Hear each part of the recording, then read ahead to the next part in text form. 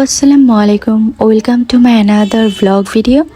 তো আজকে একটা র্যান্ডম ক্লিপ শেয়ার করব, যেটা আমি দুপুর থেকে বা দুপুরের পরে সন্ধ্যা অবধি যে কাজগুলো করে থাকি নিজের সাথে এবং নিজের ছোট্ট 4 বছরের কিডসের সাথে।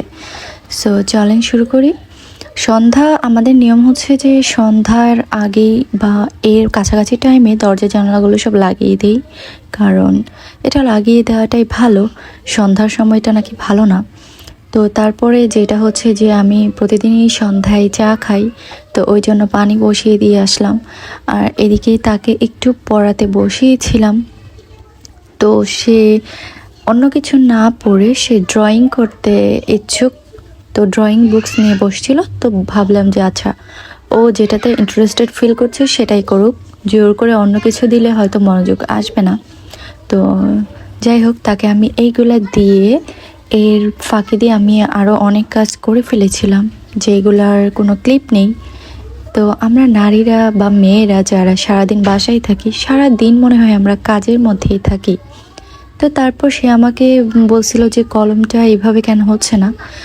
তো একটু পরেই এসেছিল এই ড্রেসটা নিয়ে, তাকে পরি ড্রেস পরিয়ে দিতে হবে। সে এই ধরনের পার্টি ড্রেস পরতে অনেক বেশি পছন্দ করে। তো ওই সব নিয়ে সে তার পছন্দের পুতুলটা নিয়ে খেলাধুলা শুরু করে দিয়েছিল। আর এদিকে আমি যেন কি বলছি তাকে, সেই জন্য সে আমাকে শয়তান মা বলে ফেলছে। এই জন্য এইভাবে পা ধরে দাঁড়ায় আছে। তো আমি বলছি সমস্যা নেই, আমি মন খারাপ করিনি, তারপরেও সে পা ধরেই বসে আছে। আর এদিকে আমি দেখাচ্ছিলাম যে ওই যে তোমার মূষা ওখানে পড়ে আছে।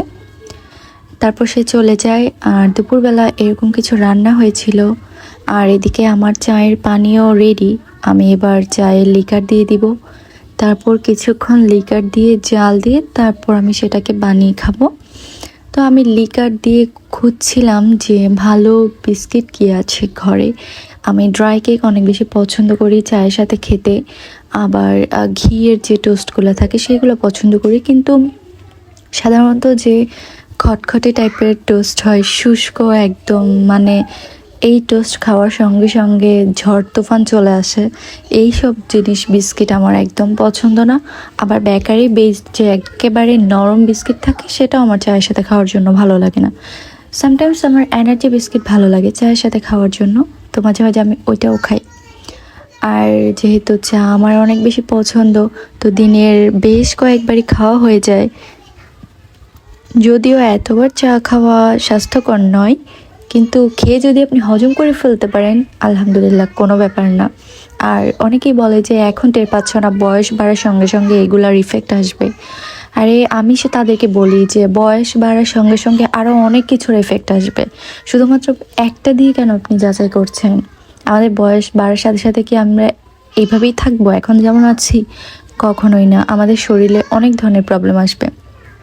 আর বর্তমানে আমরা যাই খাচ্ছি না কেন সব কিছুই তো ভেজাল, যেটাই খাবো সেটাই ভেজাল। তো এখানে একটা জিনিস নিয়ে পড়ে থাকার আসলে কোনো মানে নেই।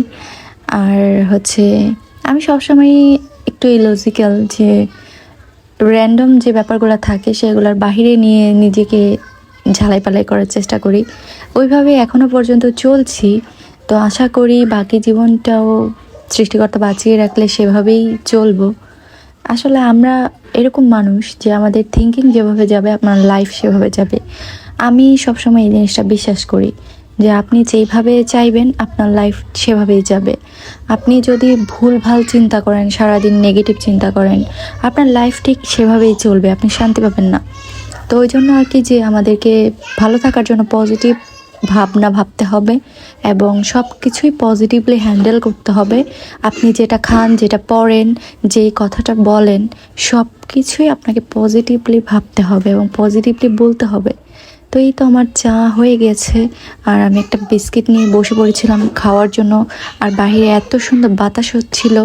তো সবাই ভালো থাকবেন। আল্লাহ।